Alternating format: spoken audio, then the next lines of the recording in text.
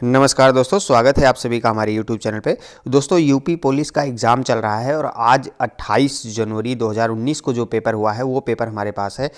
तो इस पेपर में यदि आपने पेपर दिया है तो आप जो है आंसर अपना मिला सकते हैं। यहाँ पे हम लोग सामान्य अध्ययन यानी जीएस के जो क्वेश्चन पूछे गए थे उनको सॉल्व करेंगे।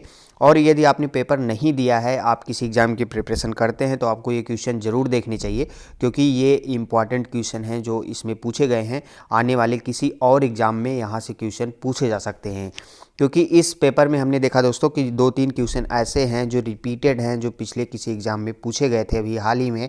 तो उस क्वेश्चन को भी हम आपको बताएंगे कौन से क्वेश्चन है। तो यहाँ पे हमारे पास बुकलेट सीरीज सी है और ये 28 जनवरी 2019 का पेपर है। तो चलिए देखते हैं कि जीएस में कौन कौन से क्वेश्चन पूछे गए थे। और दोस्तों, यहाँ पे हम आपको बता दें कि एकदम सटीक आंसर हम आपको बताएंगे। यदि आपने पेपर दिया है तो आप अपने उत्तर का मिलान भी कर सकते हैं, और यदि आपने नहीं दिया है तो आप इसको ज़रूर एक बार देखिएगा। और आपने अगर अभी तक हमारा चैनल सब्सक्राइब नहीं किया है तो चैनल को ज़रूर सब्सक्राइब कर लीजिए, क्योंकि यदि आप प्रिपरेशन करते हैं तो आपके लिए चैनल काफ़ी हेल्पफुल है। तो चलिए सबसे पहला क्वेश्चन देखते हैं दोस्तों कि वर्ष 1887 में इलाहाबाद विश्वविद्यालय की स्थापना किसने की थी। तो दोस्तों, हम लोग को पता है कि इलाहाबाद यूनिवर्सिटी जो है इंडिया के जो प्राचीनतम यूनिवर्सिटी हैं उनमें से एक है, और 1887 में इसकी स्थापना की थी सर विलियम मुइर ने। तो यहाँ पे राइट आंसर होगा तीसरा, यानी कि सी ऑप्शन जो है इसका सही होगा। दूसरा क्वेश्चन देखते हैं दोस्तों कि पहली महिला मुख्यमंत्री वर्ष 1963 में नियुक्त की गई थी, उन्होंने किस भारतीय राज्य सरकार का नेतृत्व किया था। तो यहाँ पे जो राइट आंसर होगा दोस्तों होगा उत्तर प्रदेश, यानी कि कौन थी, सुचिता कृपलानी जी थी, और ये मुख्यमंत्री बनी थी उत्तर प्रदेश की। नेक्स्ट क्वेश्चन देखते हैं दोस्तों कि वर्ष 2017 में उत्तर प्रदेश के मुख्यमंत्री के रूप में कौन चुने गए थे। तो ये तो बहुत ही सिंपल सा क्वेश्चन था दोस्तों, इसका आंसर है योगी आदित्यनाथ। अगला क्वेश्चन था निम्नलिखित में से उत्तर प्रदेश का राज्य पक्षी कौन सा है। तो ये भी बहुत सिंपल क्वेश्चन था, आंसर होगा सारस, चौथा ऑप्शन इसका सही है। अगला देखते हैं दोस्तों, वर्ष 1937 से 1950 तक उत्तर प्रदेश को किस नाम से जाना जाता था। तो दोस्तों, अगर आपने हमारा वीडियो देखा होगा कि यूपी स्पेशल में हमने जितना भी जीएस आपको पढ़ाया है उसमें से काफ़ी क्वेश्चन पूछे गए हैं, और इसको हमने आपको बताया भी था कि क्वेश्चन इंपॉर्टेंट है, कभी ना कभी पूछा जाएगा। तो यदि आपने वीडियो देखा होगा तो 100% आपने सही टिक किया होगा। तो यहाँ पर राइट आंसर होगा संयुक्त प्रांत, यानी कि जो उत्तर प्रदेश का नाम पड़ा है उत्तर प्रदेश, ये 1950 के बाद पड़ा है, और 1937 से इसे संयुक्त प्रांत के नाम से जाना जाता था। आगे देखते हैं दोस्तों कि उत्तर प्रदेश के किस शहर में भगवान शिव के सम्मान में कैलाश मेला आयोजित किया जाता है। ये क्वेश्चन भी हमने आपको यूपी स्पेशल में कराया था दोस्तों। तो यहाँ पे राइट आंसर होगा आगरा। आगरा में जो है कैलाश मेले का आयोजन किया जाता है। नेक्स्ट क्वेश्चन देखते हैं कि उत्तर प्रदेश में सबसे लंबी नहर कौन सी है। ये भी क्वेश्चन जो है हमने यूपी स्पेशल में आपको कराया है, इसका राइट आंसर होगा शारदा नहर। बहुत ही अच्छे क्वेश्चन पूछे गए थे दोस्तों, यदि आपने अच्छे से प्रिपरेशन की रही होगी। और हमने यूपी स्पेशल में आपको जो 7 से 8 वीडियो बताए थे, अगर आपने उसको देखा होगा तो इसमें से कम आप 15 क्वेश्चन तो आराम से सही किए होंगे, जो हमारी वीडियो से डायरेक्ट पूछे गए थे। अगला क्वेश्चन ये भी हमने आपको कराया था कि उत्तराखंड किस वर्ष अस्तित्व में आया। हमने आपको बताया था कि नवंबर 2000 में 3 नए स्टेट बने थे इंडिया में, छत्तीसगढ़, उत्तराखंड और झारखंड। ये तीनों जो है नवंबर 2000 में बने थे। तो यहाँ पे राइट आंसर होगा पहला, उत्तराखंड किस वर्ष अस्तित्व में आया, तो सन 2000 में। अगला क्वेश्चन था 1930 में सीवी रमन ने किस क्षेत्र में नोबेल पुरस्कार जीता था। तो यहाँ पे राइट आंसर होगा भौतिक शास्त्र में। नोबेल जो है पुरस्कार मिला था सीवी रमन को रमन इफेक्ट के लिए, इन्होंने रमन इफेक्ट जो है बताया था, उसी के लिए जो दिया गया था।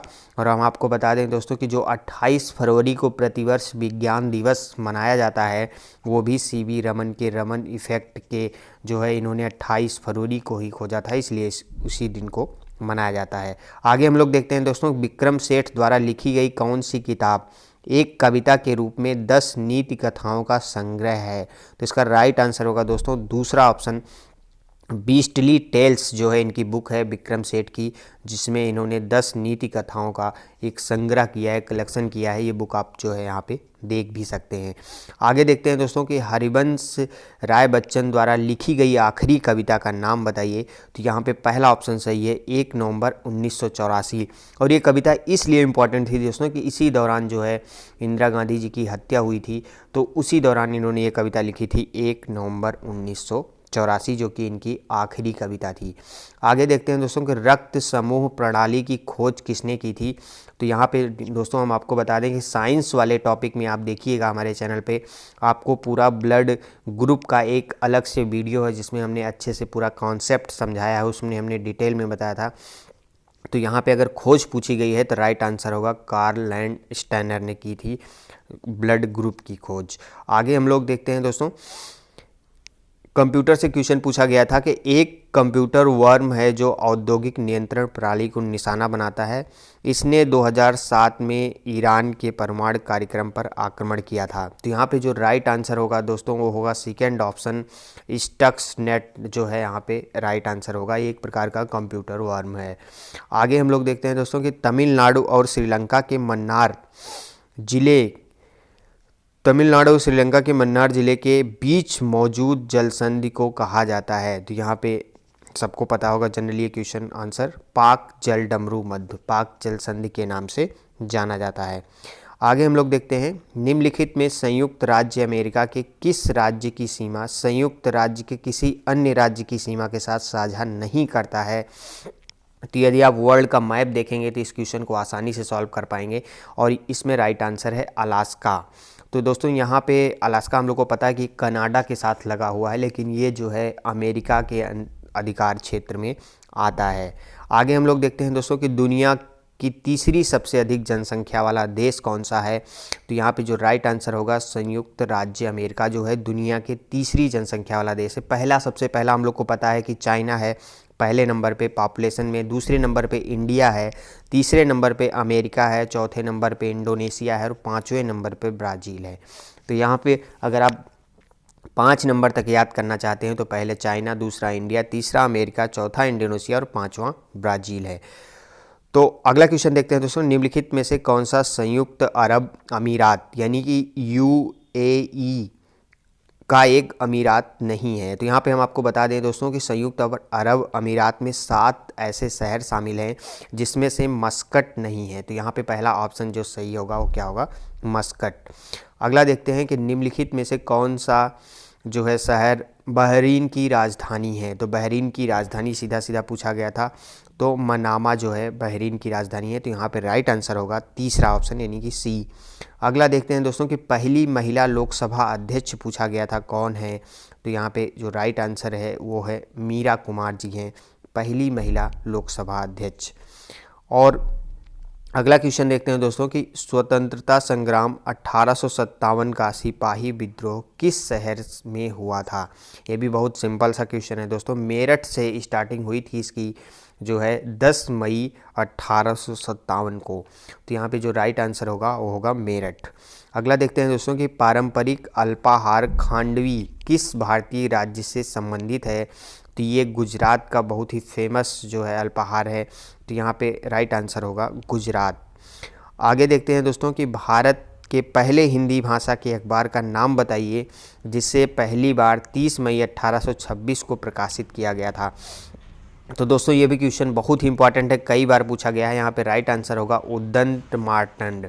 अगर यहाँ तक ही पूछा गया था होता कि भारत के पहले हिंदी भाषा के अखबार का नाम बताइए तब भी आंसर होता उद्दंत मार्तंड। और एक क्वेश्चन यहीं से पूछा जाता है दोस्तों, इसके संपादक कौन थे।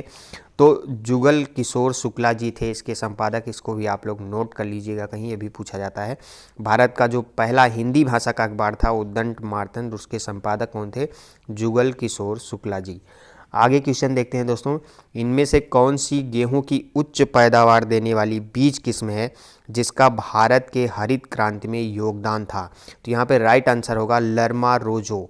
लरमा रोजो जो है, जो भारत में जो हरित क्रांति हुई थी 1966-67 के दौरान, उसमें जो है गेहूं की पैदावार सबसे ज़्यादा 500% तक बढ़ गई थी और वो उसमें किस्म जो उत्तरदायी थी वो लरमा रोजो थी। आगे देखते हैं दोस्तों कि फरवरी 1948 में भारतीय संविधान के प्रारंभिक मसौदों को किसने तैयार किया था। तो ये क्वेश्चन जो है बहुत अच्छा क्वेश्चन है दोस्तों। यहाँ पे राइट आंसर होगा बेनेगल नरसिंह राव, यानी कि BN राव ने तैयार किया था प्रारंभिक मसौदा। तो यहाँ पे फरवरी 1948 की बात की गई है। तो यहाँ पे क्या होगा, BN राव, जिनका पूरा नाम था बेनेगल नरसिंह राव। अगला क्वेश्चन देखते हैं दोस्तों को, उम्मेद भवन पैलेस किस शहर में स्थित है? तो यहाँ पे राइट आंसर है जोधपुर। जोधपुर में है उम्मेद भवन पैलेस। अगला क्वेश्चन था कि लावड़ी किस भारतीय राज्य का प्रसिद्ध लोक नृत्य है? तो यहाँ पे राइट आंसर है महाराष्ट्र, यानी कि दूसरा ऑप्शन सही है। अगला देखते हैं दोस्तों कि वह कौन सा अंतिम वर्ष था जब भारत में रेल बजट और केंद्रीय बजट अलग अलग प्रस्तुत किया गया था? तो ये है 2016। हमने रेल के बारे में आपको अलग से वीडियो प्रोवाइड कराई है, उसको देख लीजिएगा। रेल से संबंधित एक भी क्वेश्चन आपका गलत नहीं होगा। और इसके पहले हम लोग को बता दें दोस्तों कि 1924 और 25 में रेल बजट को शामिल किया गया था जो है आम बजट के साथ में, और 1950 में रेल का राष्ट्रीयकरण किया गया। लेकिन फिर बाद में 2016 में मोदी सरकार ने रेल बजट को आम बजट में फिर से मिला दिया है।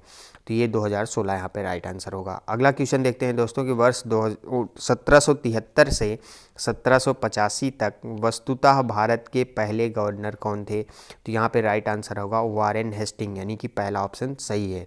अगला देखते हैं कि निवेश जानकारी और क्रेडिट रेटिंग एजेंसी ICRA का मुख्यालय है? तो यहाँ पे होगा गुरुग्राम, सही है। गुरुग्राम में जो है ICRA का मुख्यालय स्थित है। अगला देखते हैं दोस्तों कि भारत सरकार ने निम्नलिखित में से किस द्वीप में पर्यटन को अवैध बना दिया है?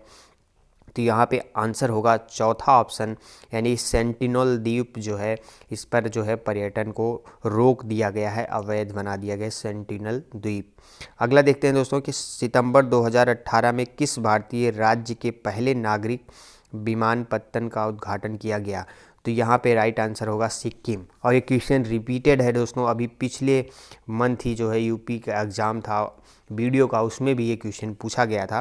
तो ये क्वेश्चन रिपीटेड है, तो इसलिए आप वीडियो ज़रूर देखा करिए। क्वेश्चन अगर आप प्रिपरेशन करते हैं तो नोट कर लिया करिए, कहीं ना कहीं आपको ज़रूर मिलेगा। तो यहाँ पे राइट आंसर होगा सिक्किम। अगला देखते हैं दोस्तों कि स्वतंत्र भारत के पहले रक्षा मंत्री कौन थे? तो ये भी क्वेश्चन बहुत बार पूछा गया है। यहाँ पर राइट आंसर है बलदेव सिंह।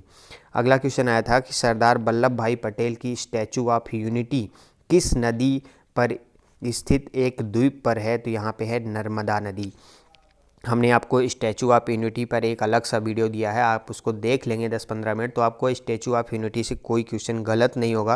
क्योंकि हम देख रहे हैं दोस्तों कि इस टॉपिक से एक क्वेश्चन तो हर एग्जाम में पूछा ही जा रहा है। कभी ऊंचाई पूछ ली जा रही है, कभी द्वीप का नाम पूछ लिया जा रहा है, कभी नदी।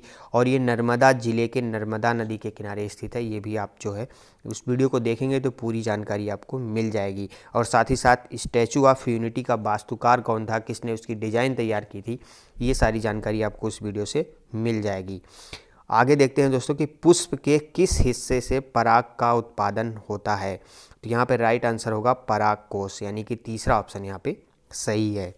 आगे देखते हैं दोस्तों कि कौन सा जीवाणु अंडाकार या गोलाकार होता है? तो अंडाकार और या फिर गोलाकार ऐसे जीवाणुओं को कोकस कहते हैं। यहाँ पे सेकेंड ऑप्शन जो है सही होगा। बैगनी रंग के प्रकाश की तरंग दैर्घ्य लगभग होती है? तो यहाँ पे दोस्तों राइट आंसर है 455 से 390 nm तक। तो यहाँ पे तीसरा ऑप्शन जो है ये सही है। अगला क्वेश्चन आया था कि मक्खन एक उदाहरण है, तो मक्खन जो है पायस है। तो यहाँ पे तीसरा ऑप्शन जो है वो सही होगा। और लास्ट क्वेश्चन था 38 नंबर का दोस्तों, तो इसका अभी सटीक आंसर हमें नहीं मिल पाया है, इसलिए इसका आंसर हम आपको कमेंट बॉक्स में दे देंगे। और दोस्तों अगर आपको ये वीडियो पसंद आई तो लाइक करिए, अपने दोस्तों के साथ शेयर करिए और चैनल को ज़रूर सब्सक्राइब करिए। वीडियो को अंत तक देखने के लिए आपका धन्यवाद।